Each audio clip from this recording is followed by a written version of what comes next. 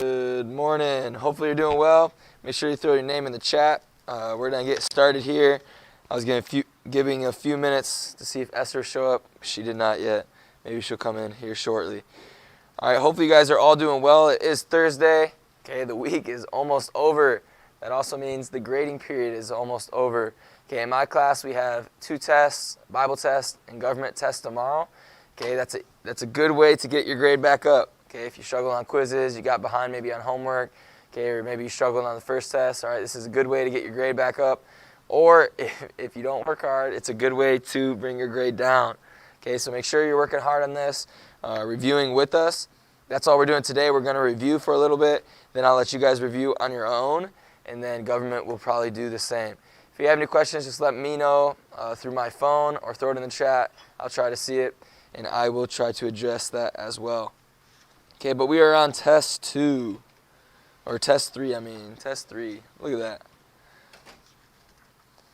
Always right after I start. Good morning, Esther. We did for a little bit. All right, any prayer requests before we start? Any prayer requests? Unspoken?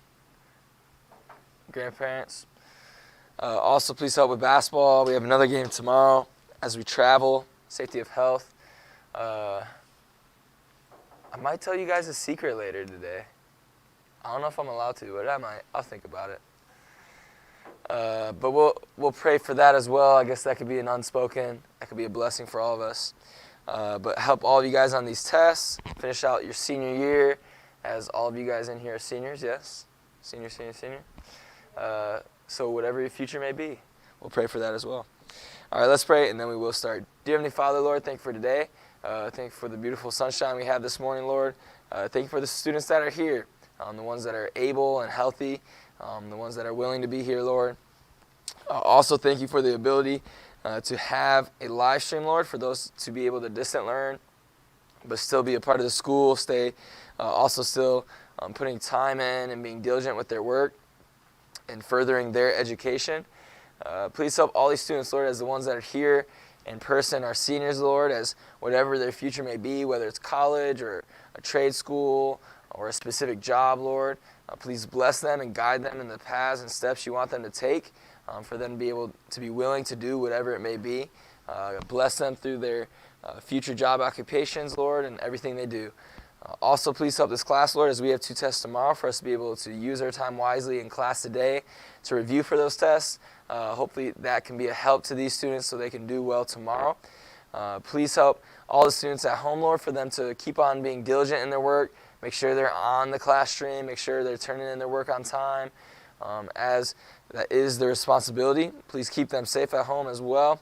Please help all the unspokens we may have, specifically Kylie's, Lord. Please show your presence to her. Give her strength through whatever the situation may be. Give her peace and wisdom to make the right decision, whatever it may be. Also, please help Emma's grandparents, Lord, as they're both still in that state of recovery, Lord. You know the situation. Please just show yourself to her and to her family, for them to be able to trust in you, and whatever it may be, for them to be able to recover quickly, or if it takes a little time. Bless this class, Lord, and bless our period we're about to have. In Jesus' name I pray, amen. All right, yesterday we reviewed some. We're going to pick up where we left off. I'm going to start kind of at the beginning again. I might ask questions I asked yesterday. I might ask a question I didn't ask, so just try to follow along whether you wrote it down or not. Again, I don't think this test is too hard. The worst section might be that matching section with the quotes, but we're going to try to go over some of it today. Okay, it is over again, lessons 8 to 13. If you don't remember, you should by now. But it's lessons 8 to 13. Man, you just have viewers this week have just been tough. People will throw their name in there and then leave. Sad. All right, here we go. We do have some true and false. Let's see if I can ask a few different ones today.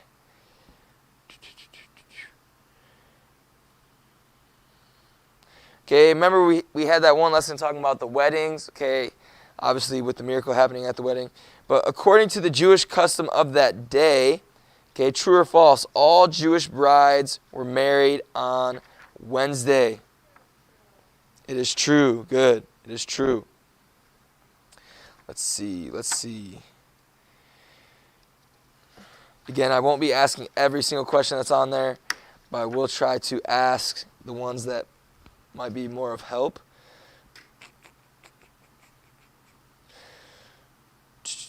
True or false? Nicodemus was an expert on the matters of Jewish religion. True, good.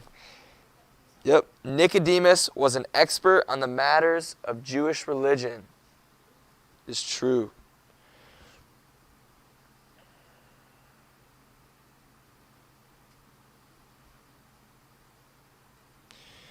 Okay, another one is Christ attracted the people of Samaria to his message by performing a miracle. It is false. What did he attract them by? Yeah, just conversation and truth of the gospel. Okay, he didn't perform a miracle. He talked to a woman. She went and told everyone. Everyone else wanted to know. So the Bible says he abode for 2 days. He stayed there for 2 days with them, just telling them the truth of this living water.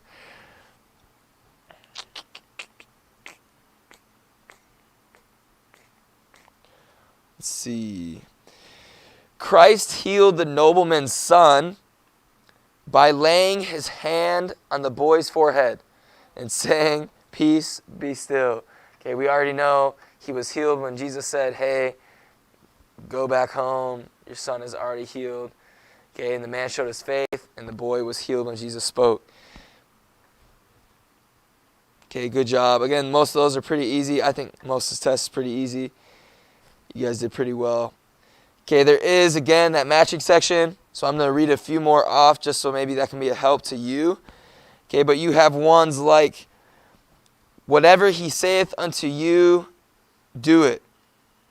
Okay, remember, what story first was that in? Okay, with the wine, who's saying that phrase? Mary. Okay, remember the mother of Jesus, Mary? She's telling who to do this? She's speaking to the servant and say, "Hey, whatever he tells you to do, do it." Okay, so whatever he saith unto you, do it. That is said by Mary. Let's see, which one might be a tougher one?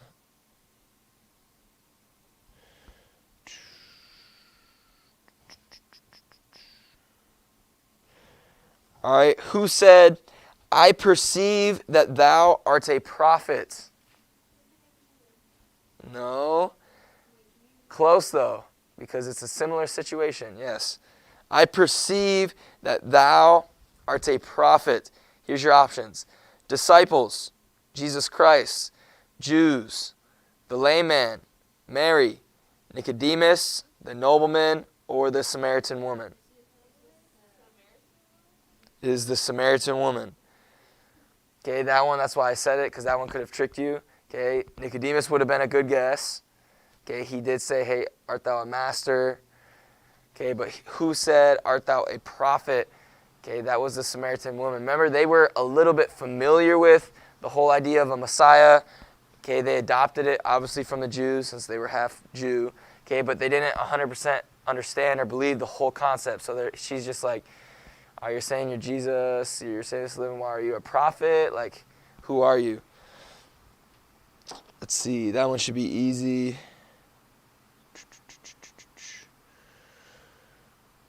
All right, who said, this one might be trickier. Who said, "Sir, come down"? Okay, I'm going to give you context, so you have to think. What? I can't hear you. No. Yeah, I'm just saying. Okay, he said, "Sir, come down." Okay, your options are disciples, Jesus Christ, Jews, lame man, Mary, Nicodemus, the nobleman, or Samaritan woman. It is the nobleman. Okay, remember the story. Okay, this is what's going to help you every time. So easiest thing I would do, so I would go to the first option, disciples. All right, think about all the passages we read about disciples. Go through all of them. All right, which one do the disciples go to? Fill it in. Does that make sense? Then I'd go, all right, next person, Jesus Christ. Now I'm going to go through all these quotes. Which one did Jesus Christ say? Does that make sense? I think that's going to be better than looking at the quote, trying to match it with the person for some of them. Okay, because in this story, remember, Jesus, the nobleman, comes to them and he's like, "Hey, sir, come down to my house. Come to my house. Okay, heal my son." And then he says, hey, you're little of faith. You don't even really have faith in me. You've heard a miracle. Remember the story? Okay, but he does say, sir, come down. The nobleman. Let's see, which other ones might be a little tricky. Okay, who says, Master, eat? Disciples. That one should be pretty easy. Okay, they ate the Passover with Jesus.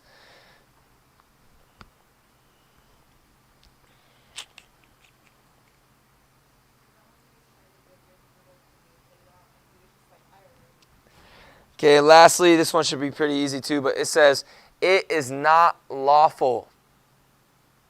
It is not lawful. Wait, what did you say? Yeah, the Jews. Good. Okay, the Jews. Okay, what do the Jews reference? Remember, anytime the Bible says the Jews, a lot of times it's not always talking about the people of the Jews, but it's talking about the Pharisees or the scribes, okay, scholars, the people that studied or were supposed to study the law, okay, and the scriptures.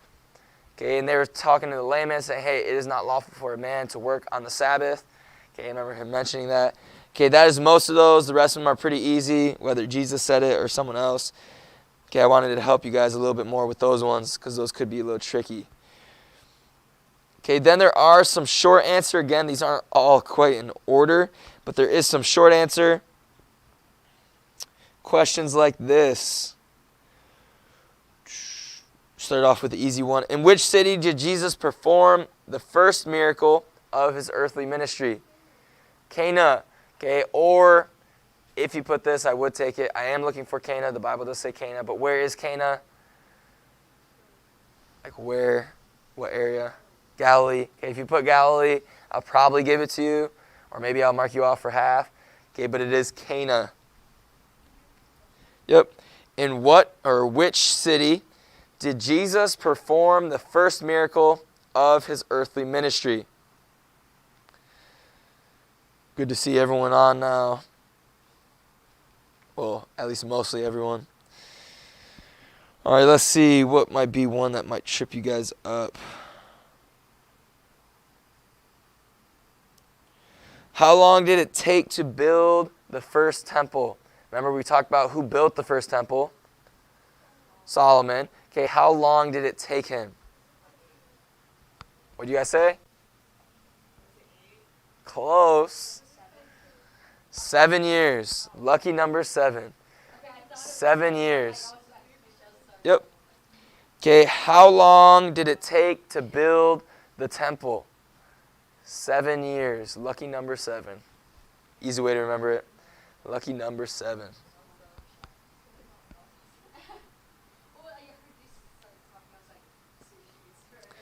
Okay, there's kind of 3 questions that all go together. They're all in order. I'll leave them in order.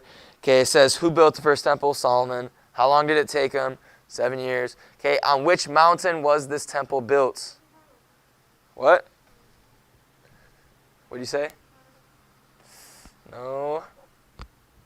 On which mountain was this built? There it is. Okay, it is Mount Moriah. Mount Moriah. I'm going to leave them all right by each other. Okay, so you guys can try to remember that. Okay, Mount Moriah. Moriah, M-O-R-I-A-H, Moriah. So you have Solomon, 7 years. Moriah, know those ones with the temple. You guys should know that one. Okay, you should know this one, but I'll say it just in case you don't. In which city did Jesus confront the Samaritan woman? There you go. Sychar. S-Y-C-H-A-R. Sychar. You're good. In which city did Jesus confront the Samaritan woman?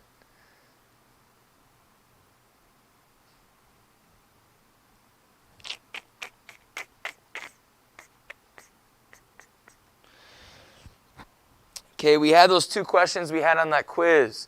Okay, I'm not going to give you the answers. Okay, but on this one you have who had ministered in Samaria before Christ. Okay, who paved the way for Christ. You should all know that. And then who ministered in Samaria after Christ. We talked about those. Okay, so you should know those. Esther and Michelle both said both the answers.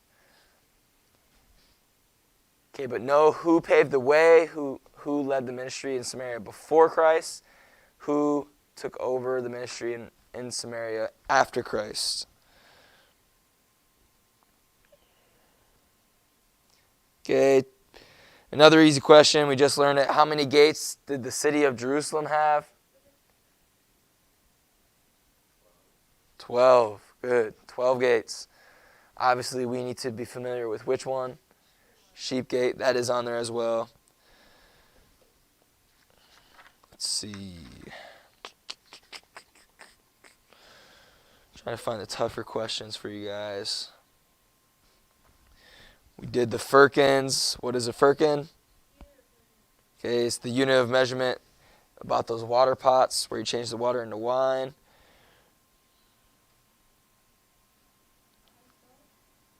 Firkins. Firkins. Firkins. Flurkin is from some movie I can't remember. There you go. That's why I was like, wait, Flurkin? It's like Let's see.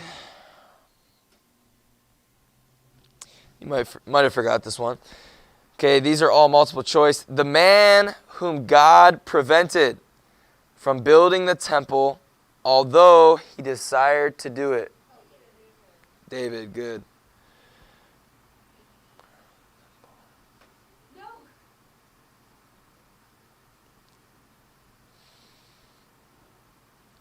Okay, you should all know this one. The phrase, destroy this temple, refers to what? There you go.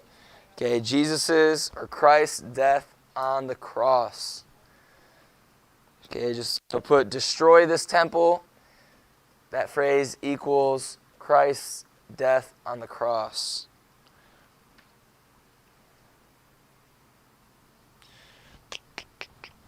Let's see.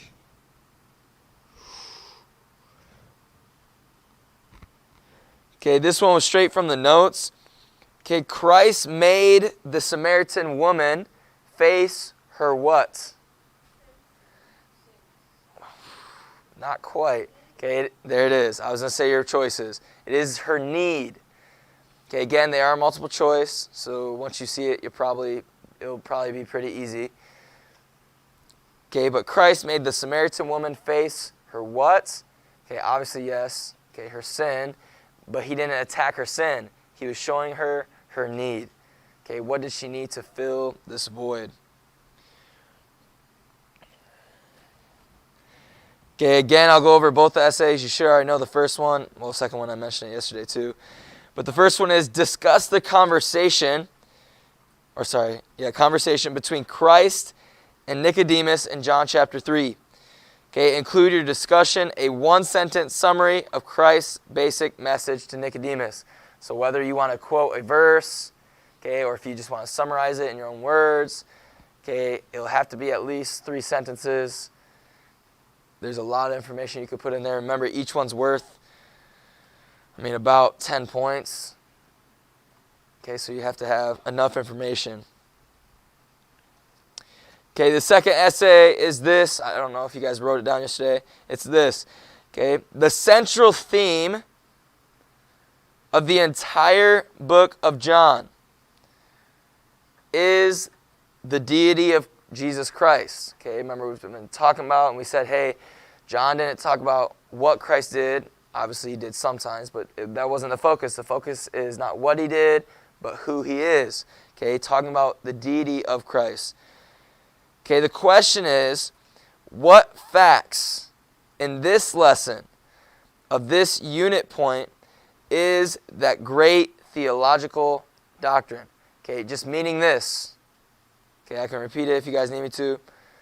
Okay, so the question part is, what facts in the lessons of this unit point to that great theological doctrine?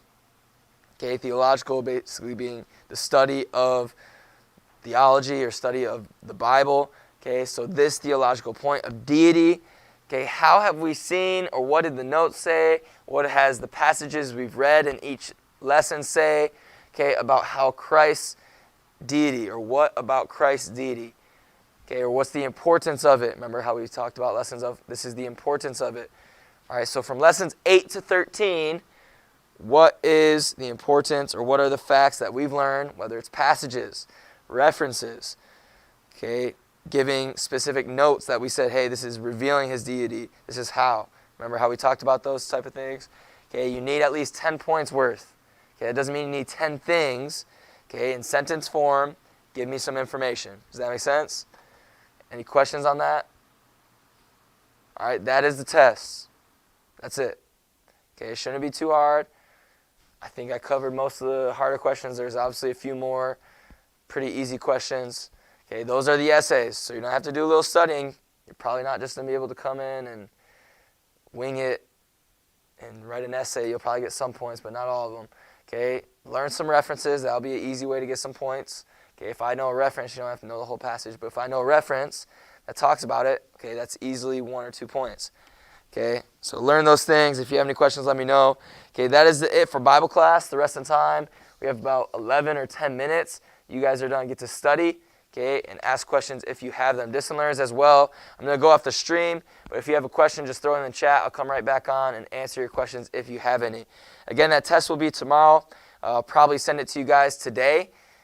If not, I'll send it tomorrow morning if I forget. Hopefully you guys are doing well. We will see you next hour to study for government.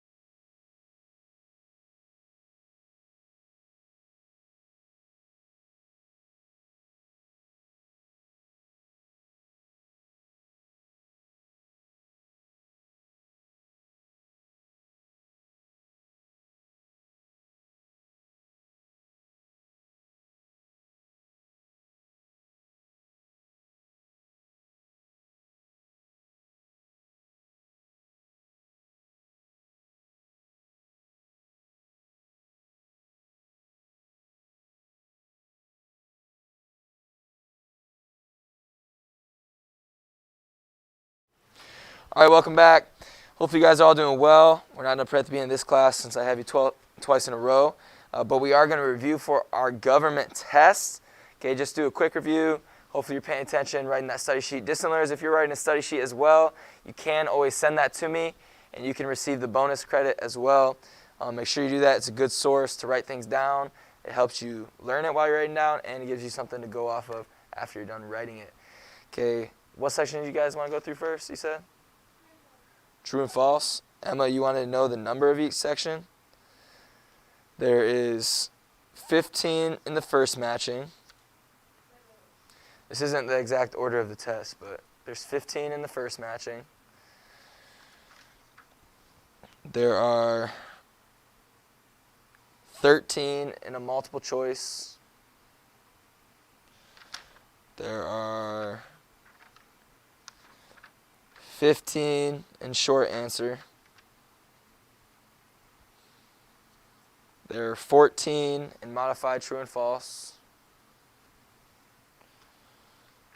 There are 13 in the second matching, which is all the articles, the 6 articles, and then all the amendments. And then there's 13 in the second multiple choice. Again, not all in that order, but that is what's on it. Shouldn't be too hard. All right, we'll go through the modified true and false section first. Okay, I'll ask, again, not every question, but I will try to ask maybe the ones that are a little bit more difficult or ones I didn't ask you yesterday. Let's see. Okay, we talked about this one yesterday, but it's a tougher one to remember. Okay, the writ of certiorari is a brief that is filed by individuals who are not parties in a particular case, but still have interest in the case's outcome. True or false? It's a long question. Yep. The writ of certiorari, okay, is a brief. Okay, brief meaning like case, okay, like we talked about, that is filed by individuals who are not parties in a particular case, but still have an interest in the case's outcome. Yes, you're right. It is amicus curiae. AMICUS CURIAE. CURIAE. That one's a little bit tougher. Oh, I can't read my handwriting. That's why I can't find it. That would be a problem. Let's see. What other ones would maybe throw you guys through a loop? Okay, welfare refers to monies the national government gives to state or local governments for some designated purpose. Correct. It is false. It is federal grants.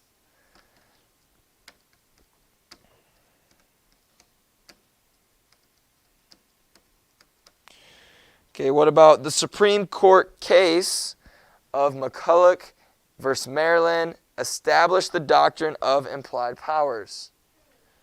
True.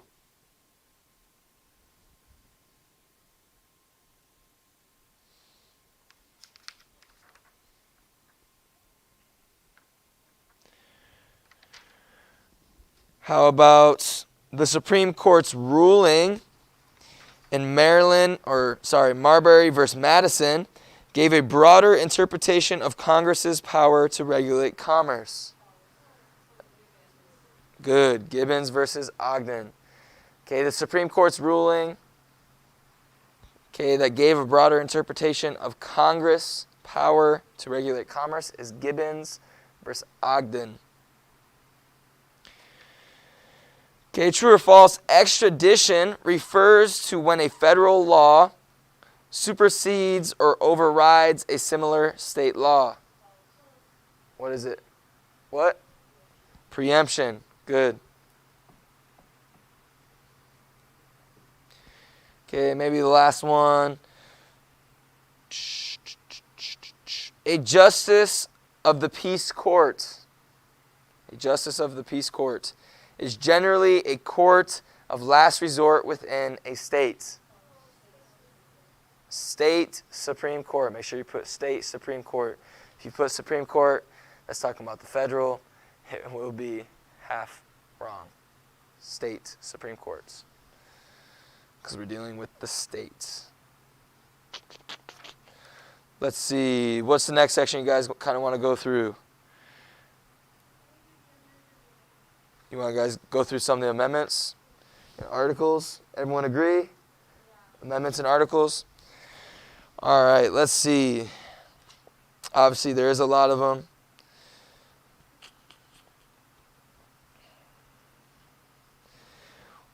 Okay, which amendment or article says or declares the Constitution to be the supreme law of the land?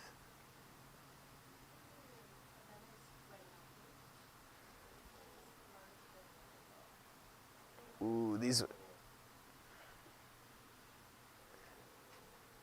It's on the tip of. Oh, she got it before him. Okay, it's Article 6. Okay, a hint. A lot of times when it's talking about the Constitution, okay, which one is it? Amendment or article? Article. Okay, that's a hint. Not every single time, but almost every single time. If it mentions the Constitution, say, hey, okay, like this one. Okay, which article or amendment establishes the process for amending the Constitution? Article 5. Okay, that's your hint. A lot of times when it says, not everyone's going to say Constitution, so that won't help even everyone. But a lot of the ones that say, hey, it does this within the Constitution, you know it's an article. So you can narrow it down to just from Article 1 to 6. Okay, that should be able to help you. That could be a side note.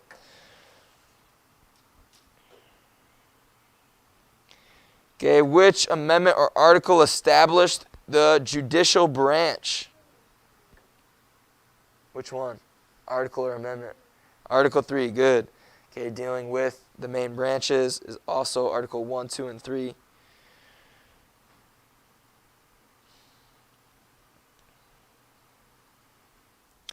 How about which one forbids cruel and unusual punishments?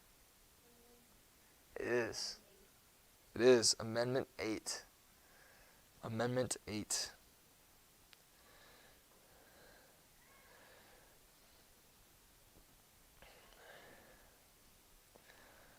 Let's see. Which one deals with establish the executive branch? Article 2. Good.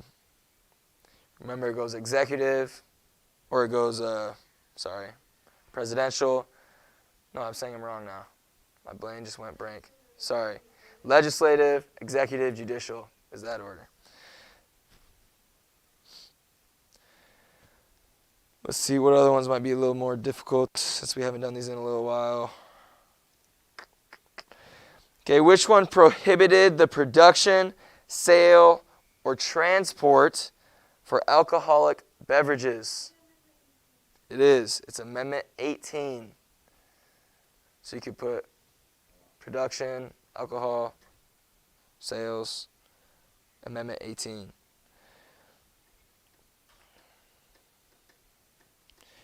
How about which one protects against unreasonable and unlawful searches without a warrant? Amendment Quattro.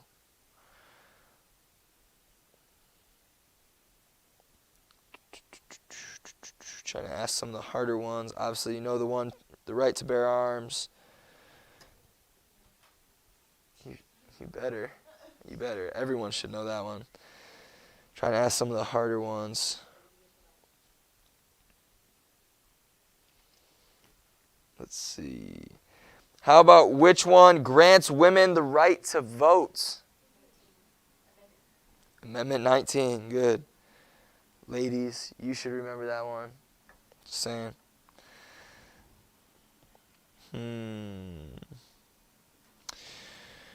Which one provides for a federal income tax? Provides for a federal income tax.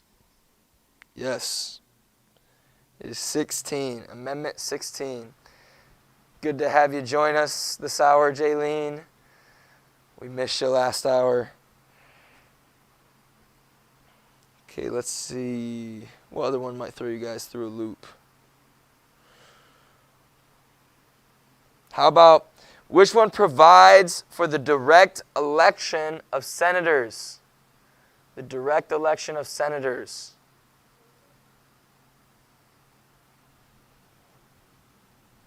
21's the women vote. 17. Sorry, you're right, 19 is the women's vote.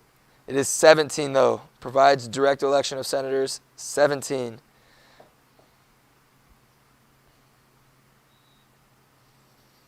Let's see, which one would be? I feel like that's all the tough ones. The rest of them should be pretty easy. Yes, ma'am. Which one? 4? Article 4. How do they word it on here? Okay, that's the one basically that talks about how the test is going to say. It's going to say it outlines the relationship among states between national government. Okay, but just know that's the relationship, the article that talks about relationship between state and federal, your national government. But that's how they word it. It outlines the relationship among the states and between the national government and the states. Okay, that's basically all of those. Okay, obviously there's a couple more, but you should know most of them, like the right to bear arms, the 3 branches.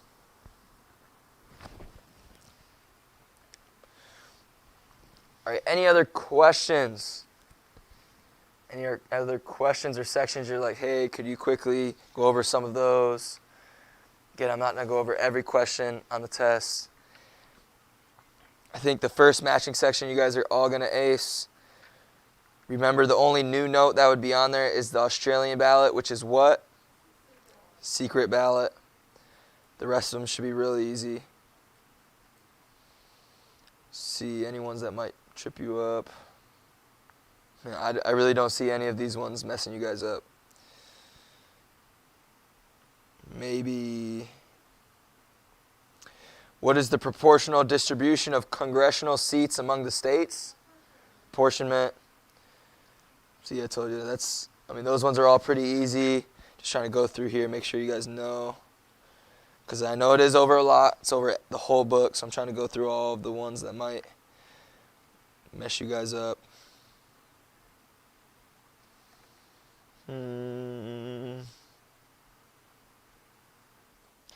What is the term that means a crime so serious that is punishable by death? Capital crime.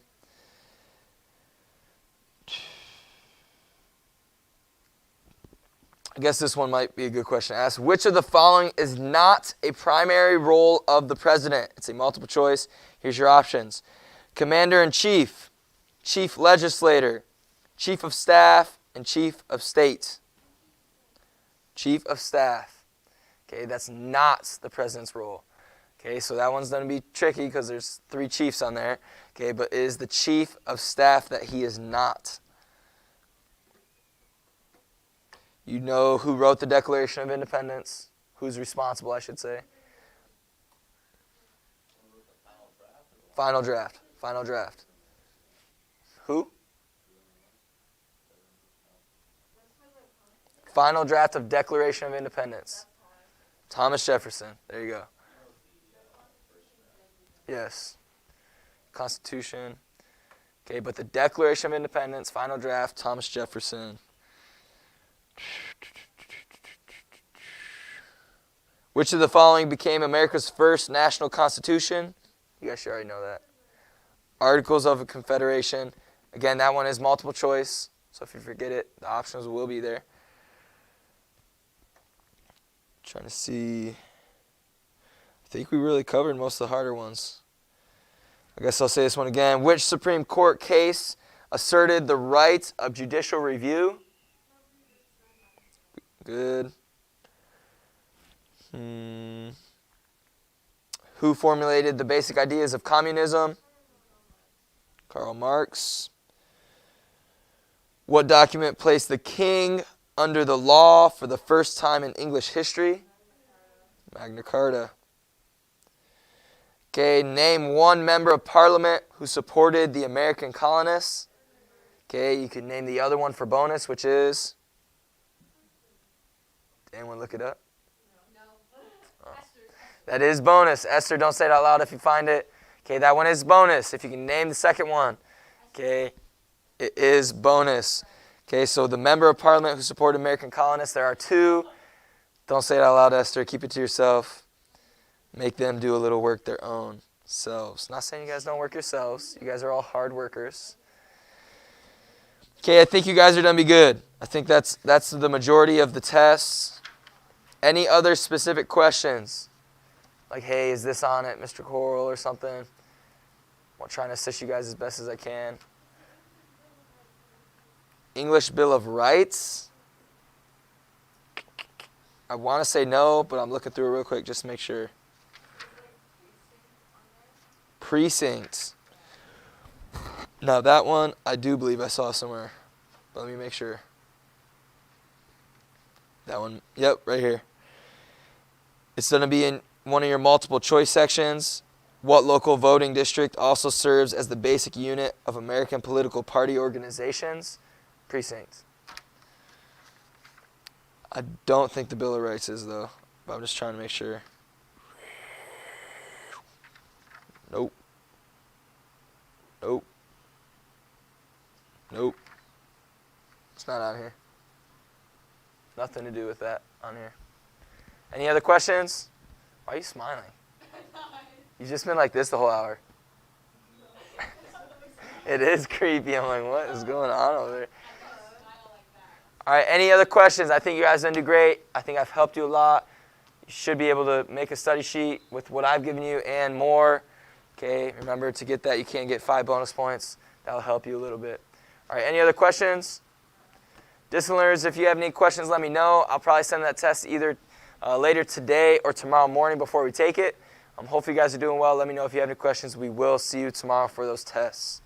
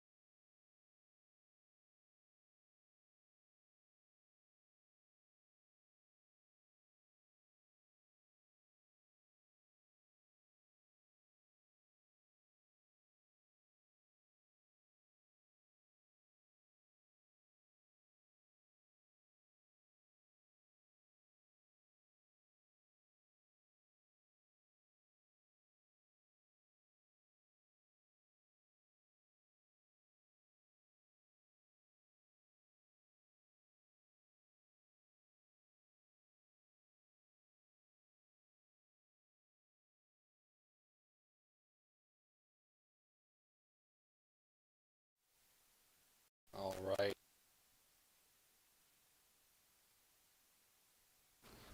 The only thing we have for today is our quiz. So, distance learners, I sent you the link for the quiz along with the code. So, that should be getting to you here any minute now. Other than that, we're just taking the quiz today. Study for the test. Again, there are going to be terms on your test. That's going to be tomorrow. So, make sure you guys study for those. And that's it. So, distance learners, make sure you take the quiz. And then your test is going to be tomorrow. All right.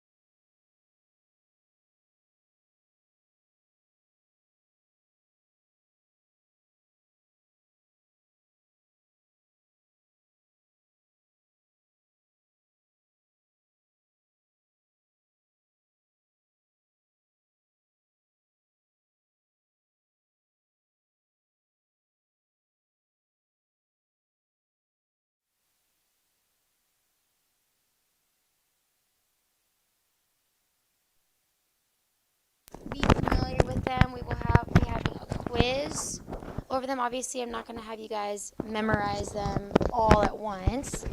So page 490, we're going to start with little by little. So accent, I want you guys to read the definition to me while I give the word, okay? Accent. The stressing of certain syllables or words. Action.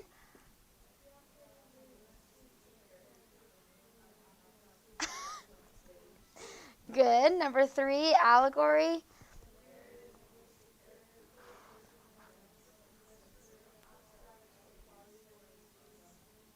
All right, somewhat together, okay? Accent, action, allegory. Number 4, alliteration, a reference to mythology. The repetition of same consonant sounds, allusion, a reference to mythology, history, or a literary artwork. And an analogy, a comparison of two different things that may share common characteristics. An analogy is often used to explain or describe something unfamiliar by comparing it to something familiar. And then antagonist, the opponent or force in conflict with the protagonist. So this week or today and tomorrow, study accent, action, allegory, alliteration, allusion, analogy, and antagonist. Okay, and we will be having quizzes over these. I'll let you guys know obviously in advance, but make sure you are studying them. You don't have to write them down twice or anything like that, but make sure you know these and are familiar with them. We'll be having quizzes over them every 14, every 14 terms. So we're learning accent through antagonist. Then on Monday, we'll start apostrophe through blank verse. We'll review accent through antagonist tomorrow.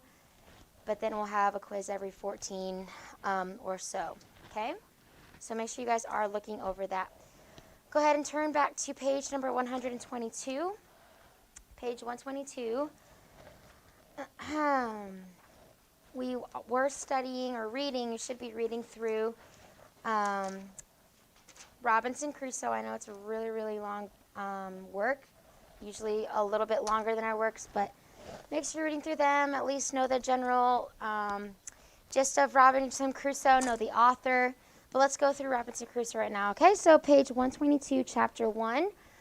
I run away to the sea.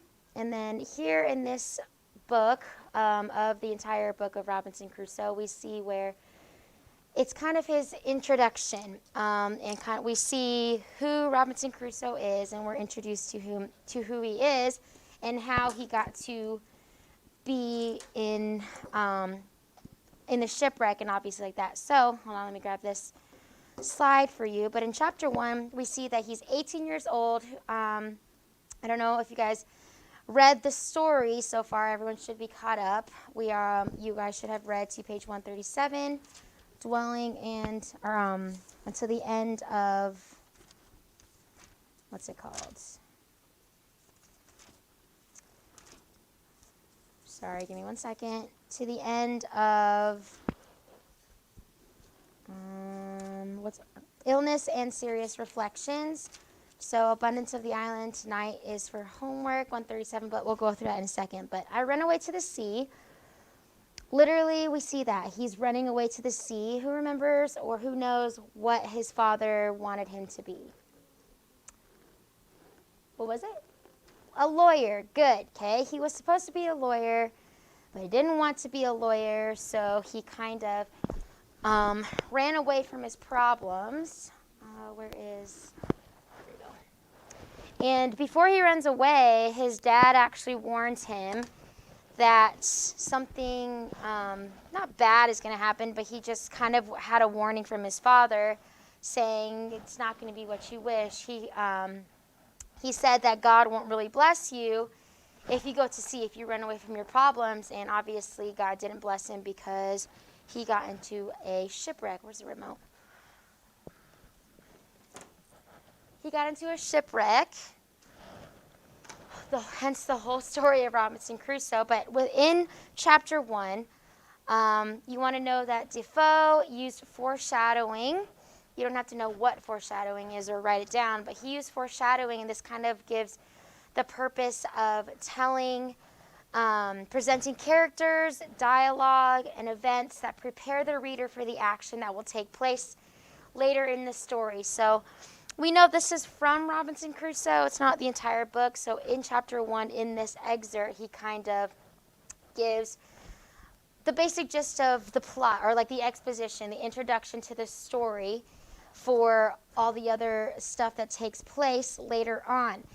And then it's also the introduction to the character, Robinson Crusoe. He describes his father as a wise and grave man. He gave him serious, excellent counsel against what he foresaw was my design. He basically counseled Robinson Crusoe against going to the sea, and he wanted his son to be a lawyer, and his father actually promises him that he will establish him professionally and financially if he stays with him, and if he stays home. But obviously he didn't stay home, and then he tells him that God won't bless him. And if you guys look at the last paragraph on page 123, I had slept well in the night and was now no more seasick, but very cheerful, looking with wonder upon the sea that was so rough and terrible the day before, and could be so calm and so pleasant in so little a time after. And he's basically thinking that he's okay so far. Okay, so go to number 2, chapter 2, the deserted island, on page 124. It kind of continues on. It doesn't really exactly say all the details that much of the shipwreck, but obviously we know he was shipwrecked. So look at the intro. After his shipwreck, Crusoe finally arrives in London, and from there sails to Guinea. He is captured and sold as a slave, escapes and settles in Brazil, where he buys land and develops a plantation. After 4 years, he sails on a voyage to Guinea, but the ship strikes a sandbar in an unknown land, and he is the only survivor. So that actually is where we see where he got shipwrecked. So he runs away, and then he gets captured. He has one shipwreck, and then he gets back, obviously, to London, and then he goes on a ship again, and then he gets shipwrecked again. So that's basically the foreshadow kind of being manifested. For example, the father saying God won't bless him, and then he will run into all these problems. And this is kind of time and time again where Robinson Crusoe is still not, doing what his father wants him to do, or whatever they think God's will for him is. And so he's getting into kind of a lot of trouble along the way in his lifetime. And so this is the second shipwreck that he experienced, was when after he was sold into slavery. He develops a plantation, and then after 4 years, he sails on a voyage to Guinea, but the ship strikes a sandbar into an unknown land. He is the only survivor, and hence we have the story of how he begins to try to survive on this deserted island. And that's what we see, introduction to the deserted island. He's thankful to survive throughout the work, but he looks around the island and he realizes his dreadful deliverance. He kind of we see that throughout when he's describing his surroundings. And then on page 125, he sees the ship that has washed up on the rocks, the ship that was in the shipwreck. And so he's getting all these supplies. If you guys look on page 125, the left-hand column, it's not the second paragraph, but I guess it is the second paragraph, where it says, "A little after noon, I found the sea very calm, and the tide ebbed so far out that I could come within a quarter of a mile of a ship. And here I found a fresh renewing of my grief, for I saw evidently that if we had kept on board, we had all been safe." And then that goes on to show that there were still some supplies on the ship that he used to survive. So he would get all the supplies off the ship and take them to shore.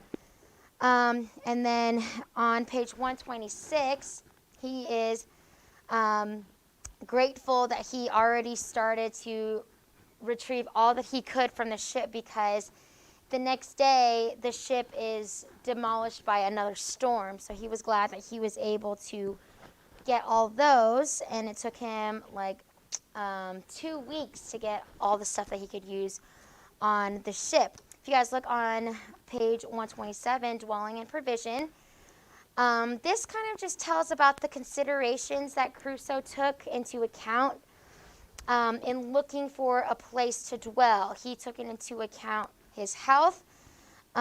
He resolved to find a more healthy and more convenient spot of ground. We see that on page 127, the second paragraph. He says, I soon found the place I was in was not for my settlement. So he wanted to find a cave, particularly because it was upon a low moorish ground near the sea. So moorish at the bottom means wet and soggy. So obviously he couldn't really dwell there. He said, I believed would not be wholesome, and more particularly because there was no fresh water near it. So I resolved to find a more healthy and more convenient spot of ground. So that's another thing he took into account of finding a place to live is fresh water. And then also he wanted to take into account security. Would he be safe where he was? Shelter from the storms and from the rain, security, and a view. He did want a view of the ocean, obviously, because he wanted to make sure that no ships were passing by. Definitely so he could have, see anything on the horizon that would come and rescue him. So that was what he was taking into account when he was looking for a place to live. And your book wants you to know this important lesson that Crusoe kind of had throughout this time. He had this attitude of finding something positive in the situations. There was there's a quote. It says, there was scarce any condition in the world so miserable, but there was something negative or something positive to be thankful for in it. So when it says something negative to be thankful for, obviously trials, we're thankful for trials because trials, God helps us through those trials. And then looking for something positive. And throughout this entire time, his attitude was changing. Obviously, the reason why he was in this mess in the first place was because he didn't want to do what his father did. He was selfish. He thought of himself. He was running away. But then while he was on the island, his attitude begins to change. And that's a lesson that we could take from this chapter. If you guys look on page 129, he even lists out the differences, like the evil, okay, something negative that you can get. And then he kind of says, okay, what can I get out of this evil thing? So he says, evil, I am cast upon a horrible, desolate island, void of all hope of recovery. But the good news in that is I am alive and not drowned, as all my ship's company was. Another evil, I am singled out of and separated, as it were, from all the world to be miserable. So he's lonely. But the good in that was I am singled out too from all the ship's crew to be spared from death. He basically said, even though I'm lonely, I was the only one that survived. Another evil he saw, I am divided from mankind, a solitaire, one banished from human society. But I am not starved and perishing on a barren place, affording no sustenance. He was thankful for something in that. I have no clothes to cover me. But he said, I am in a hot climate where if I had clothes, I would hardly wear them anyway, basically. So he was thankful for that. Another evil, I am without any defense or means to resist any violence of man or beast. But the good part of that was I am cast on an island where I see no wild beasts to hurt me, as I saw on the coast of Africa. And what if I had been shipwrecked there? The evil one was, or the evil, or the bad part of the situation, I have no soul to speak to or relieve me. Again, he was saying he was lonely. But the good news in that was, but God wonderfully sent the ship in near enough to the shore that I have gotten out so many things, so many necessary things as will either supply my wants or enable me to supply myself, even as long as I live. So there's his attitude in that, finding the good things or that silver lining with a bad situation. Okay? Chapter number 4, The Makings of a Craftsman, on page 130. This is just basically Robinson Crusoe. He's struggling to make his dwelling place a home. So he finds a cave, he settles in it, but he kind of obviously wants it to make it a little more homey.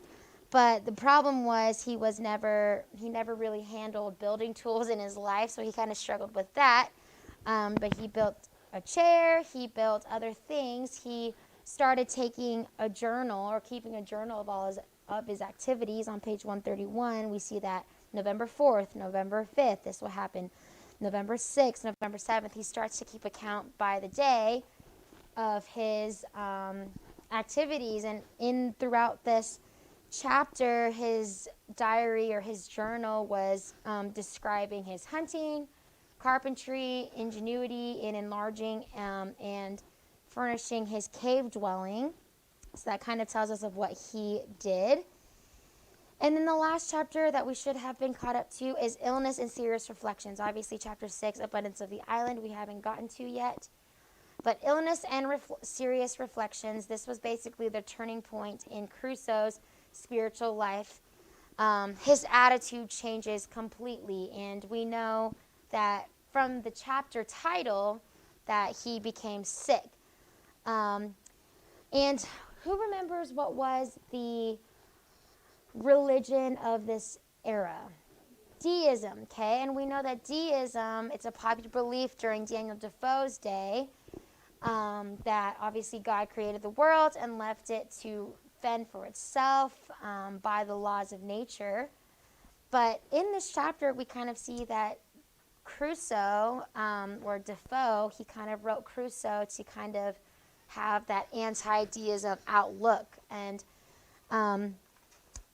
we see this because throughout this work, he was praying to God, and he knew that God was going to protect him and provide for him. And we see throughout this that he turns to Psalms 50:15. That's on page number, when he got sick, can't remember what page that was in. Oh, page number 136. You don't have to turn there, but on page 136, he says, he's taking into account of his life and his attitude towards God, and he says, what have I done on my part towards God? He said, God had delivered me, but I haven't glorified him. And in Psalms 50:15, it says, call unto me in the day of trouble, I will deliver thee, and thou shalt glorify me. And he's basically, his spiritual life is changing because he's sick. He has a lot of time to reflect. And in my notes, I have RC because I was too lazy to type out Robinson Crusoe. But Robinson Crusoe, his attitude changes from restlessness and like trying to run away against his family it turns from that towards acceptance of God's will and enjoyment of his creation. I know it's easy to say because he's the only one on the island. Of course, he's going to find things to do and not find things to do, and the only thing he can do is admire nature.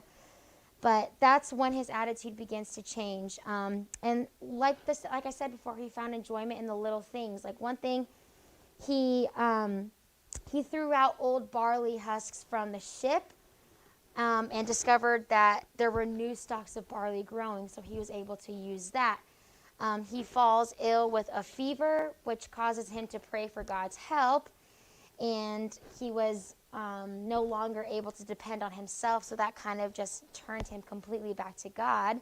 And while he was ill, he had this nightmare of Revelation and the man in the end times with a flaming sword, and there was an earthquake, and that kind of just, just told him that he wanted to be prepared for the end times, and he was able to recover, and then that's when he starts to ponder spiritual matters. And so when he was sick, that kind of completely turned him. This was the turning point in his spiritual life. And we see that it was against deism. We know deism, God was impersonal, but then with Robinson Crusoe sick and all, God was a personal God to him. Okay? So that is chapter 5, illness and serious reflections. Tonight, go ahead and read page 137 to 100 and, let me see really quickly.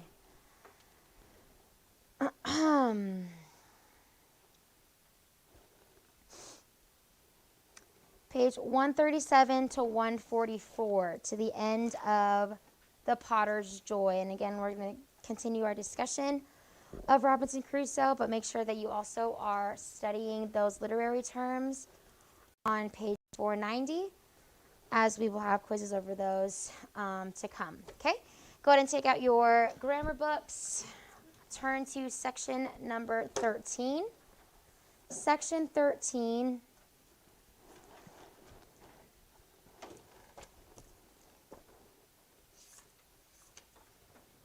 Page number 82. Page 82.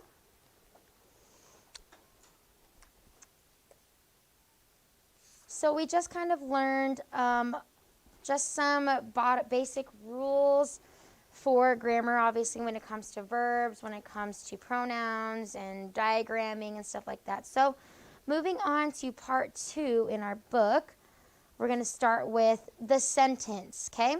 So if you guys look at the very top, the sentence is a basic unit of thought. No composition can succeed unless it is made up of correct, clear, and effective sentences. So let's read what sentences are. We already kind of talked about the different kinds of sentences.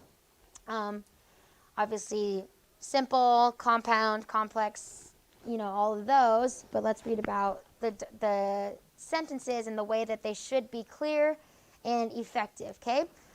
13.1, sentence fragment. A sentence is a group of words that expresses a complete thought and can stand alone. Pretty self-explanatory. We've gone over that already. Every grammatical sentence must have a subject and a predicate. Okay, we know that already. 13.2, a fragment is a separated sentence that does not express a complete thought.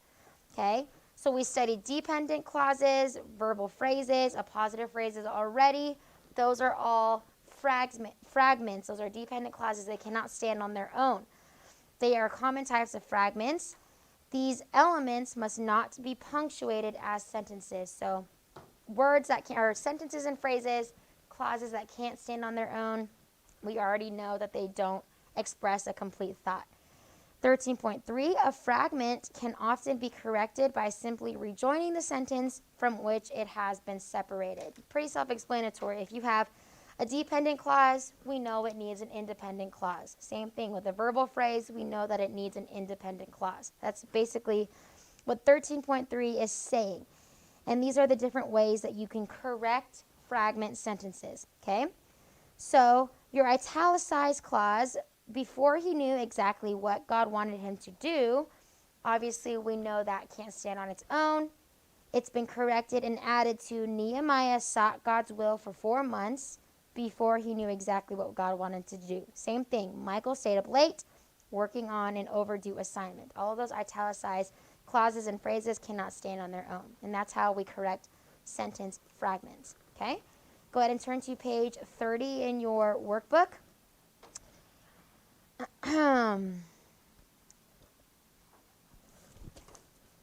Exercise 61. Exercise 61, we will be saying if these sentences are complete sentences or fragments, okay? And then tonight for homework, you want to do exercise 62 is just correcting these sentences. So we can, if you want to do them while we go through these, that will help you already to know what to do, you can, okay? Number 1, scientists in Antarctica wear special lenses to shield their eyes from the intense sunlight of the polar region. Are there any parts of the fragment or the sentence fragmented? Are there any parts that are kind of broken up? Good, okay. To shield their eyes from intense sunlight of the polar region can't really stand on its own, so you would put a fragment. Good, okay. Number 1 is fragment. How would I correct this sentence? A little louder. Good. Remove the period, lowercase the t. Okay, so it should all flow into one sentence. Scientists in Antarctica wear special lenses to shield their eyes from intense sunlight of the polar region. Okay? Number 2, our new school hymn, written by 2 members of the faculty, we sang it for the first time at Wednesday's assembly. What's number 2, Noah? Good, it is a fragment. Okay, how do I correct number 2?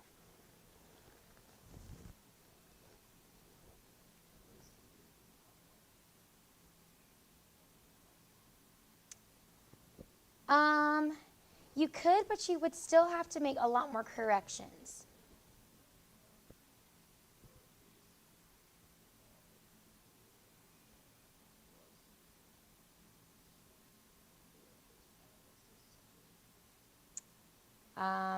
Can you repeat that one more time and a little louder? You just kind of were mumbling.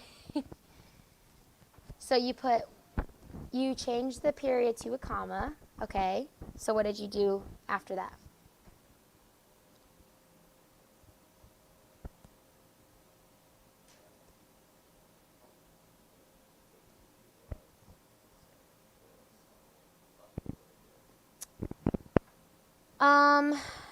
So you were saying our new school hymn, written by 2 members of the family, or faculty, comma, was sung. Okay, yeah, that would make sense, sure.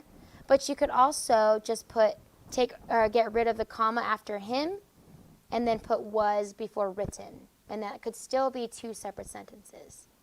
Okay, so it could be our new school hymn was written by 2 members of the faculty. We sang it for the first time at Wednesday's assembly, or you can do what you did. Our new school hymn written by 2 members of the faculty was sung for the first time at Wednesday's assembly. Okay, just make sure that there are all the sentences that make sense and they can stand on their own. That's the whole purpose of correcting a fragment sentence. Okay, number 3. After overcoming the thick jungle, the mosquitoes, and inclement weather, the missionaries were able to finally build a tiny church on the bank of the river. Emma?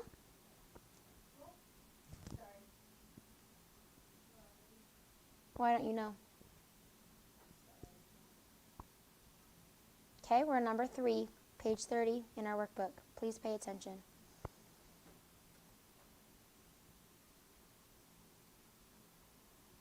Is it a sentence, complete sentence, or is it a fragment? Not quite. After overcoming the thick jungle, the mosquitoes, and the inclement weather, period. Can that stand on its own? Number 4. Well, yes, so number 3, it's not a sentence, so it is a fragment. Emma, how would you change the fragment to become a sentence?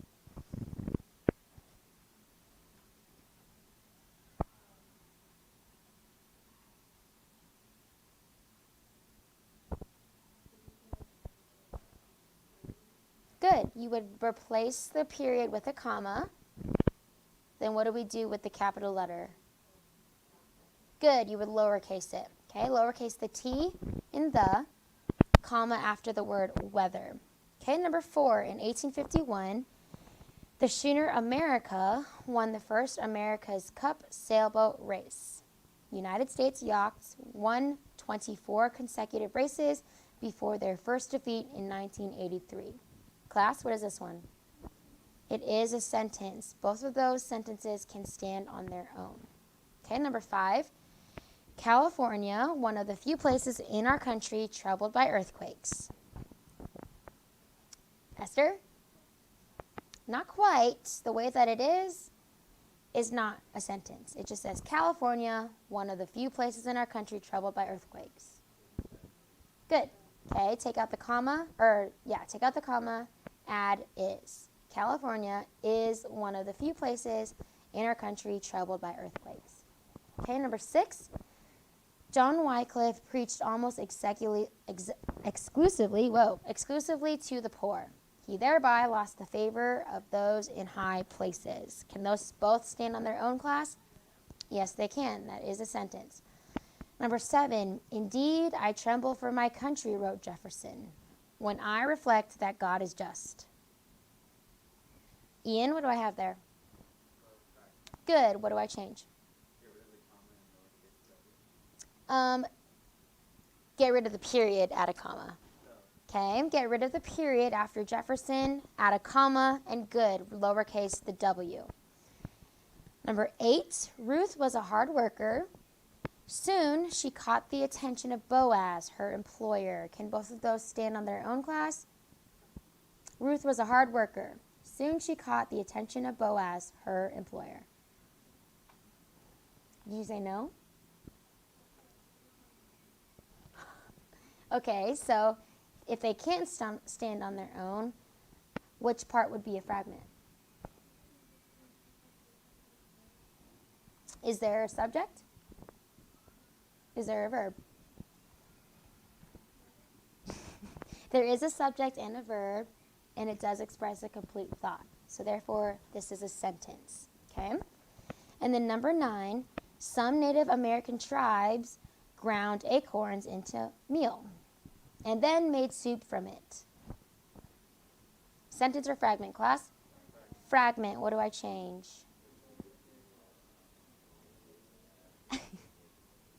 Okay, lowercase the a in the word and, remove the period. Lowercase the a in the word and remove the period. Okay? So that's how you would correct a fragment statement. Just make sure that everything flows and your grammar is correct. That's how you correct the fragment. Tomorrow we'll learn how to correct a run-on sentence. Okay? So we just did our homework for tonight, so good job. And there is no grammar homework for tonight except to finish it if you weren't following along. And then tonight for homework, continue reading Robinson Crusoe. And then also take out vocab really quickly. Your vocabulary books. We are going to start review for a test over units 5 and 6. Okay? Actually, we did 1 through 3 last time, right? Or 1 through 4? Yeah, we did 1 through 3 last time. This one will be 4 through 6. Okay? So tonight, do exercise A and B. Page 49, exercise A and B. As we prepare for our test, our review test will be next Thursday. Okay? Next Thursday. So you have today, tomorrow, Monday, Tuesday, Wednesday to review units 4 through 6. Tonight, I would encourage you to study just a brief review of unit 5 through 6 since we just went over these. They're a little bit fresh, fresher in your minds. So just review that, but then continue to study unit 4. Since it was a couple weeks ago, I think we took it before Christmas, so study those, and then we will have our test on Thursday. Okay? You guys are dismissed.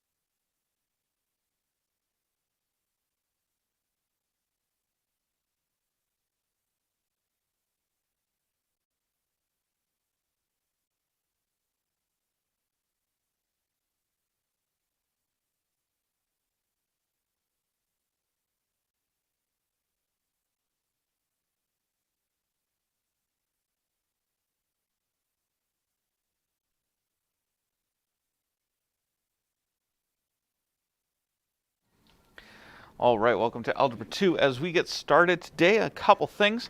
First of all, you will have a quiz tomorrow over 4.7 and 4.8. Let's go ahead and get going here. That should be about right. Sure, we're going to go with it. All right, we're on 4.8, so go ahead and get out your textbooks to page 199. Page 199, that's where we're going to be today. We're talking about translational graphing with parabolas. One way to graph a quadratic function is by choosing x values, filling out a table of values, and then plotting the points. For example, you know what? I'm going to actually close this. I'm going to do everything in Desmos today. You guys know how to graph. Whoops. Okay. And so we can plot the points. That's not really a problem here. So let's say we had y equals x squared minus 4. For the record, f of x, whoops, is the same thing as y. There's no difference there. Let me go ahead and go projector mode. Is that better or worse? That's worse. That's definitely worse. Full screen. Okay, cool. All right, so this is one way we can do it, is we can just keep plotting points and plotting points and plotting points and plotting points until we figure out exactly how to graph this thing. And to a degree, that is necessary. But we can actually move things around. And as far as parabolas, there's essentially only one parabola. And that parabola just gets moved or spread out. And so here is our parabola of f of x is equal to x squared minus 4. And we can go ahead and create this table of values. While this works, translational graphing provides a more efficient way to graph functions. Specifically, they're useful for quick, dirty graphs for like, I just need to know about where this thing is. Recall that a parent function is the most basic function to which transformations are applied. And that basic function is simply f of x equals x squared. And so the table for that one, if we know this one really well, okay, we know then that there's also the points here of negative 1, 1 and 1, 1. And both those will be on there. And then we can draw our thing from there. And so that's our standard position of the parabola. Well, the standard graphing form of parabolas looks more like this.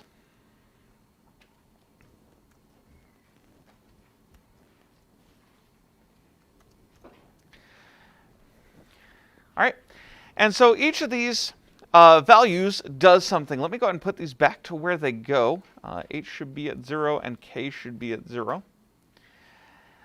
In general, in mathematics, we use HK to mean the center of something. Typically, it's the center of a circle, but in this case, it's the center of our parabola. And then A is its amplitude, or how much it's stretched out. So that's really what we're looking at there. So A typically gets used for that, and HK gets used for the center, H being the XY value, K being the Y value. Why we use HK? No idea, not my fault. All right, you'll notice that the way I have this set right now is exactly the same. As a matter of fact, it's covering it. And actually, let me see if I can illustrate this better here. If I just do a dashed line, or dotted line, there we go. You'll notice both these parabolas are the same. And I'm going to keep blue dotted. Oh, okay. I'm going to keep blue dotted. Actually, I'm going to keep it as black.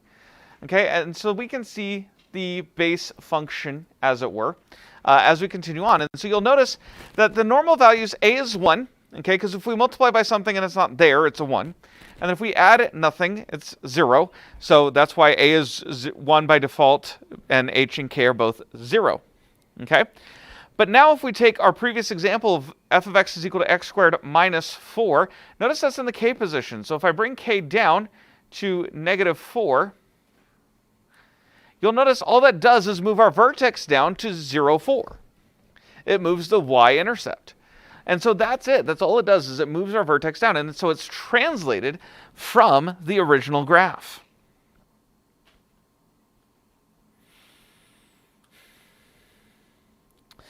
Real quick note, as you're graphing by hand, make sure that your parabolas have a U shape, not a V shape. It should not come to a point at any given, point, it should always have a nice soft curve to it to the absolute best of your ability. And so what we're seeing here, here's the steps to translational graphing of a parabola. First of all, you find the vertex HK. So then we plot that point. Then we choose two x values to the right of the vertex and calculate 2 points.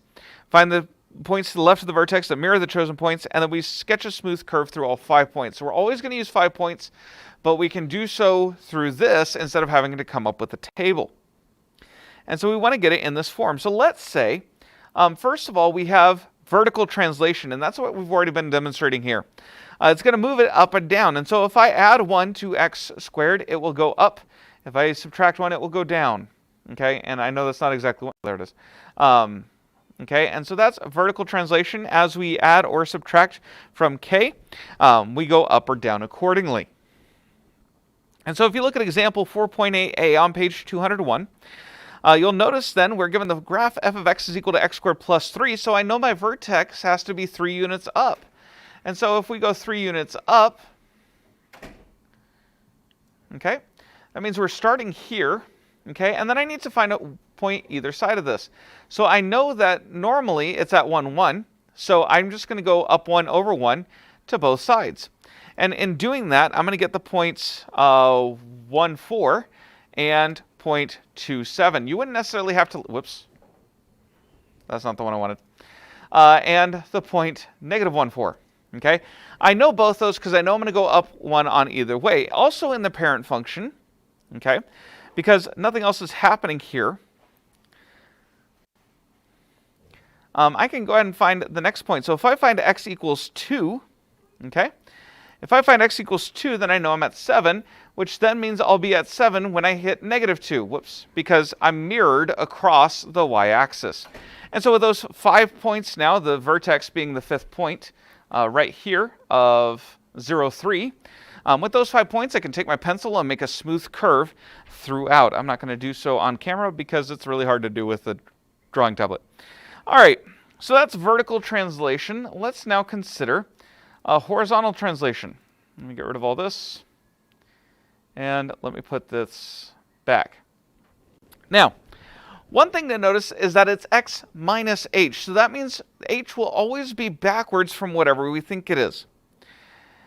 And so let's say I had x minus 2 squared. Well, in that case, then keep in mind that minus is part of the formula, not part of the number. And so that x minus 2 is actually x minus positive 2. And so h will move to the right 2 units. Okay, notice that it will appear as x minus 2 squared, but that will move to the right. If we have x plus 2 squared, that will move to the left 2 units. Keep in mind, minus a negative becomes a positive.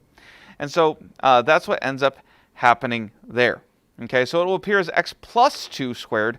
That means you actually have a negative and you're moving left. Okay, so that's what's happening there with that piece of information. So for horizontal, the sign will always look different. You have to remember there's a negative in your formula. So look at example 4.8b on page 202. This feels like we're going pretty quick, but there's a lot of pictures in this section, so that's why we're going through so many pages so quickly. So f of x is equal to x plus 3 squared. You'll notice our first step is to notice that it's x minus -3 squared. And so we're going to shift to the left, -3. And so we'll start out at -3, 0. And there will be my first point that I plot. And then I'm going to go up 1 over 1 on both sides. So I know at -4, 1 and at -2, 1. Again, you don't necessarily have to know the numbers of them. You would just know you go up 1 over 1 on both of them. All right, and then if I go to find the next one to my right, that'll be at -1. And that will be, when I plug in, I will get 4 as my number.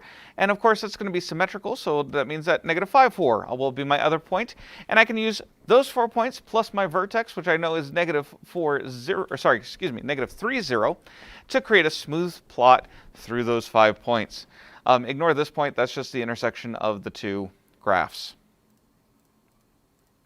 All right, so that's that example. Let's go ahead and put the h back where it goes. Now, we can have vertical reflection as well, where it opens upside down. In order to do that, A has to be negative. So if A is negative, it will automatically flip upside down. So if I have, for example, in C, I have negative x squared plus 1. So that means not only is A negative, but it's up 1 unit. And then from there, notice that again, I can have 1 down and over on either side, and then and so I have these 3 points, and then I would look for 2 and find out that it's actually down here around negative 3, and negative 2 would also be at negative 3 as well. And so you have both those situations. Okay, we are both acting at the same time, which is perfectly allowed. Let me go ahead and reset these. But anytime A is negative, it will open downward. Now, at this point, I have actually strictly avoided using the slider on A because I want to show more accurately what happens here. As A gets bigger, our parabola will get narrower. Okay? And we call this type a non-rigid transformation. It's actually changing the shape of my parabola. And so this is called vertical, hold on, I want to get this right. Vertical stretch, because we're stretching it vertically. Yes, it's getting narrower, but it's getting skinny. And then vertical compression is when you start to flatten it out. But you'll notice that if A is 0, we have a horizontal line. Well, that of course makes sense because 0 times anything is 0. So it doesn't matter what x is, we're going to be at a constant. Okay? And then as I go negative, it immediately opens downward. And then the more negative I get, the more narrow it gets. Okay? I only have the ranges from negative 10 to 10 on here, but obviously many are allowed. So again, the default there is 1. So if in example 4.8d, I have half of x squared, that means A is 1/2. And so we just set A to 1/2. And what we're doing there is, you'll notice there's no change to h and k, so I'm going to still start at 0. Okay, so I'm going to still start at 0, 0. And then I'm going to start finding values to plug in. Now, because I'm at 1/2, I know I don't want to use 1. I could, but then I'm going to get half values. So since I have half, I'm going to make the math easier on myself and use 2 and 4 instead of having to deal with fractions. So I know then at 2, 2 will be 1. Okay, so we'll put 2, 2. And then I know at 4, let me see here. At 4, something's off. Hold on. How do they have 4, 8?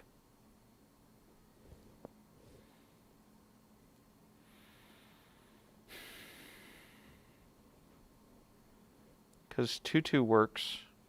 Oh, 4. Ha, I'm looking at the wrong variable. 4, 8. There we go. All right. So we'll have 4, 8, and then of course we'd have the same points on the other side. So you only have to find 2 on the right, and then you can mirror it, and you can get that there. Okay, I just wasn't up far enough on my graph. Oh, here, let me pull that over a bit. Here you go. Okay. So at 4, 8, and then of course the same thing would be true at negative 4, and then the same thing would be true at negative 2. Okay. So that's how we do that. We just use its symmetry. If, on the other hand, I have 2x squared, that's going to stretch it out. And so if I use the value 1, I'm going to be at 2 already. And then if I use the value 2, I'm going to be up all the way at 8. Okay, and so that's what we're doing here, is we're using our knowledge of that to adjust as needed. So you can see our different types of translation, reflection, and stretch and compression.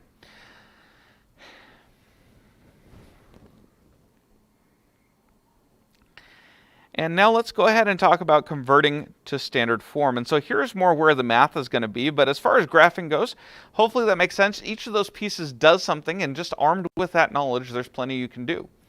Just knowing h and k will tell you where your vertex is. And then from there, you just plug in and solve. Let's go ahead and go over to converting to standard form, though.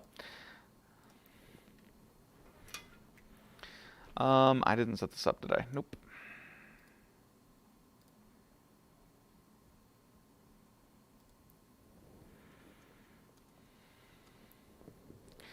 All right, so let's say we have example f, where we have f of x is equal to x squared plus 2x minus 8.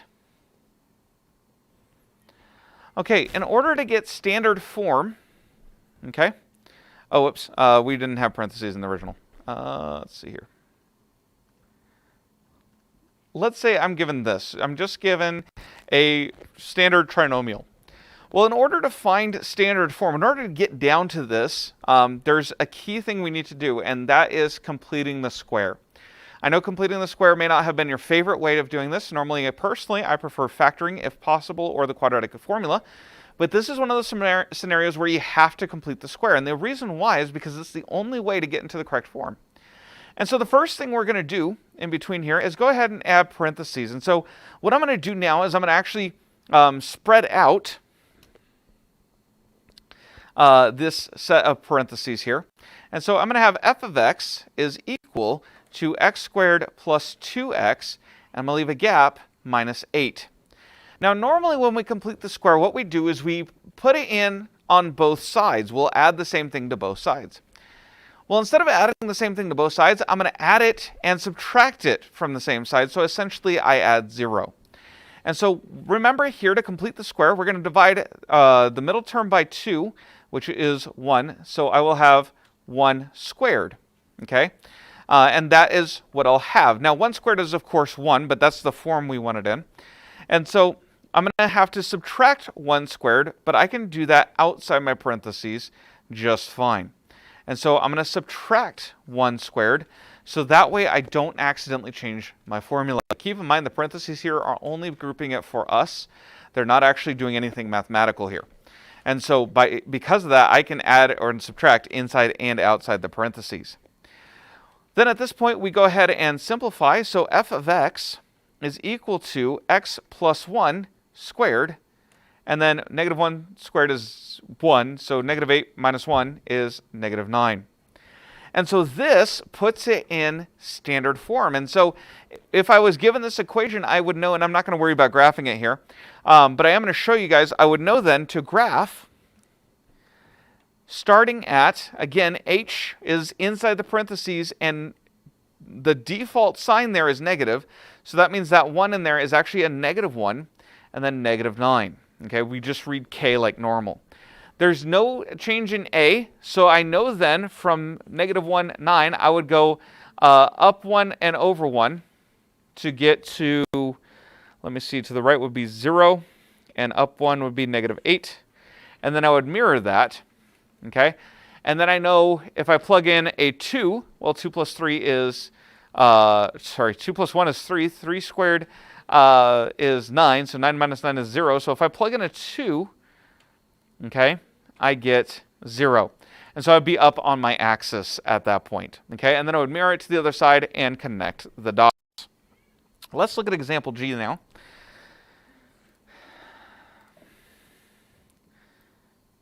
Example G. I am told to convert f of x is equal to 3x squared minus 6x plus 7 to standard form. And so again, the first thing I'm going to do is I'm going to group together. I'm artificially grouping the ones with a common x, so that way I can complete the square. And so I have f of x is equal to 3x squared minus 6x, we'll leave myself some space, plus 7. Now half of 6 is 3, so I'm going to add 3 squared, but I can't add 3 squared without accounting for that 3 squared, so I have to subtract 3 squared afterward.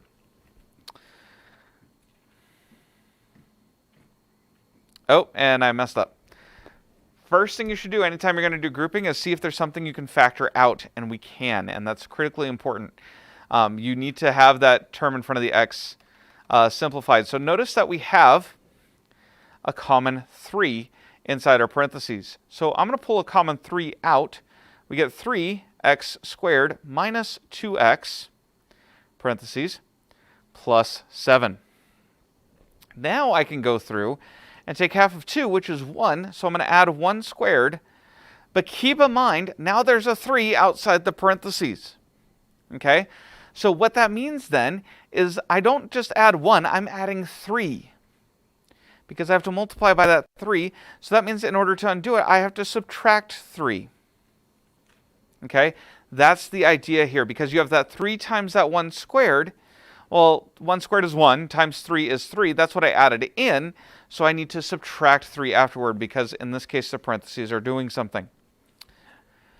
Well, then, moving on, f of x then is equal to 3 times, and then when we factor this, we get x minus 1 squared, and then plus 4. And so this is my final form, if you will. This is the standard form. And so now I can go through, and we can figure out, first of all, I would start at 1, 4, because remember that inside the parentheses, there is that negative that's part of the formula. So that means that 1 is positive, and then I can just read my 4 like normal.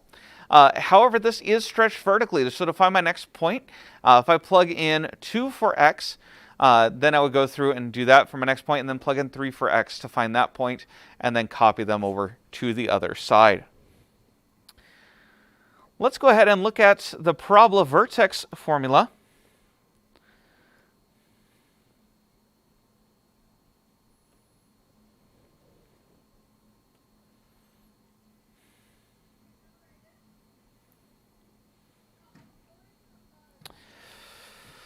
I don't understand why we would want to do this. But here we go, just in case. All right. The book is going to ask about this, so I'm going to teach it. However, personally, if I want to know the parabola of a vertex, I'm just going to do this. But there is a formula to find it without having to do all that if you really so prefer. And that formula is negative b over 2a, comma, f of negative b over 2a. All right, in other words, let's say in example h, I have f of x is equal to x squared minus 8x plus 12, and I am told to find it without going to standard form because for some reason the textbook is sadistic. All right, so the first thing I'm going to do is identify my pieces. Okay, remember that a is your term in front of your quadratic, so a must be, whoops. So we know a is 1 because that's what's in front here of x squared. I know that b is equal to negative 8. And so to find that vertex, all right, that means that my x value that I'm going to use is going to be negative 8 over 2 times 1. Whoops, there's that. Negative of negative is a positive 8 divided by 2 is 4. So I'm going to plug in 4 and for my x value.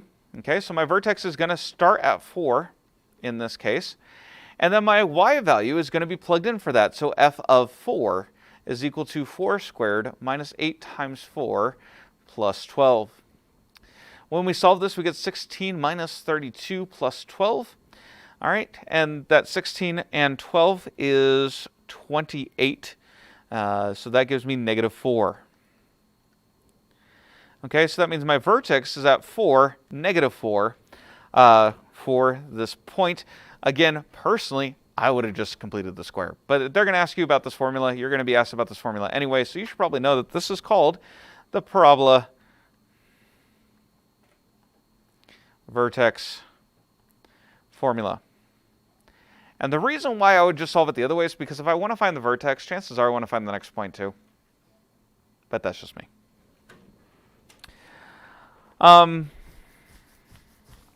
Really quick way, a really quick note about graphs in general is that there is a term called relative minimum and a relative maximum. A relative minimum is the lowest point on graph in the region surrounding it. Okay, in other words, it proceeds to be up from that point on both sides of it. And so in this case, 0, 0 is a relative minimum of this graph because immediately around it, it's positive. It moves upward. If I switch this to opening the other way, this becomes a relative maximum because it's the highest point anywhere around it. Now, there do exist, let me go ahead and do this and recenter. Let me just use the sign of x because that's a pretty common one. You'll notice this has several relative minimums and maximums. Okay, we have a relative minimum every time our function is evaluated to be 1, and a relative minimum every time it's evaluated to be negative 1. And so we have those relative maximums and minimums throughout. Well, in the case of a parabola, that relative minimum is also just the minimum of the graph. But when we say relative, we mean that it could still be going up and down afterward, but immediately at that point, it proceeds to move downwards, so we have a maximum or a minimum. Okay, that's what we're talking about with those terms. A quick, easy way to determine if you have a relative minimum or maximum is, again, look at the sign of A. If A is positive, it's going to open upwards, so you have a minimum. If A is negative, it means it opens downward, which means you have a maximum. All right, and that is going to conclude this section. You can see an example of a word problem worked out with a parabola there on page 208. This is done a lot in business, actually, because you will hit a peak at some point.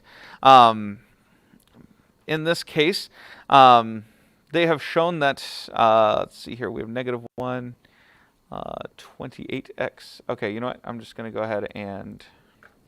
They have found that this curve is equal to -x squared plus 28x minus 184. I'm going to zoom way out, okay, whoops, here. And the reason why a graph like this would be important after plotting data after data after data after data, the reason why all that is important, and customer service does tend to be parabolic, but information like this helps them to determine things like how many people they should have on staff at any given moment. For example, okay, as we move across our day here, okay, our Y value is the time of day, okay, and so I think, wait, what?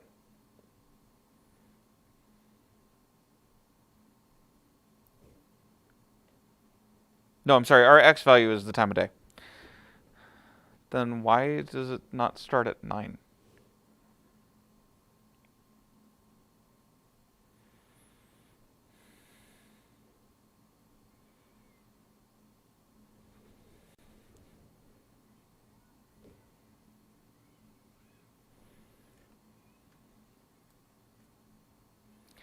All right, now obviously this would only be a representation because according to this graph, at 9 a.m., they would have -13 customers, okay? You can't have negative customers, but this is a useful way to notice your trends. You're not going to have a lot of people in the morning. You're probably going to have maybe 1 or 2 people, okay? That's basically what that means as a business, is it means really don't expect many people, even if you're open. Notice that, again, we did switch to military time, so that's why the 14 means 2 p.m., okay? And then the 12 is how many customers they would expect. So during that, during this lunch region is really when they get most of their customers, which is, it would be really important to know. So you want to schedule your staff so that they can either eat before that rush or eat after that rush and kind of stagger them, because you want most of your people available at 2 p.m. And so you'd want most of your staff eating here toward the beginning, because yes, you'll have more customers, but you'll also have the ability to better keep up with it. So you can see that there on page 208. Again, this is just an estimation, but just showing you a way it can be applied. Parabolas are useful for many things. Most reflectors are parabolic. They're spun parabolas. We spin them in 3D space rather than a cutout sphere. The reason for that is a cutout sphere has a problem with focus, but if you spin a parabola, the focus point is always the exact same. And so very useful for flashlights or spotlights or anything like that. Your homework tonight is practice 4.8. Practice 4.8 green evens. So in order for the problem to be done, it needs to be green and an even. So you guys are doing, well, that's nice. The evens are all in a single column on the first page. So you guys only have 1, 2, 3, 4, 5, 6, 7, 8 problems, and then 1 story problem on page 210. So you guys can see that there. I've cut out quite a bit of it because, well, honestly, mostly because I didn't want to bury you guys in homework. You do have a quiz tomorrow over 4.7 and 4.8. You do have that, oops, there it is. You do that quiz tomorrow over 4.7 and 4.8. So please make sure you're ready for that. Of course, then that means there will be no lecture tomorrow. And then real quick announcement, you will have test 4 next week on Thursday and Friday. That will be counted under quarter 2, even though quarter 2 is ending this week. So make sure you guys are keeping up with it. We are going to be pushing in this class that envelope of what I'm allowed to do and still get report cards out on time. So, or on time-ish. So basically, here's what I'm saying. Especially this week and next week, your homework needs to be turned in on time. There will not be a lot of extra grace time because, again, Thursday and Friday of next week, we have that test, and that's like, it's already a week over. Let's put it that way, but we need to get that test in there. So I just want to mention that. That's what's going to happen along those lines. All right, I'll see you guys on Monday. As far as lecture goes, again, you guys have a quiz tomorrow, so make sure that gets done. All right, I'll see you guys later.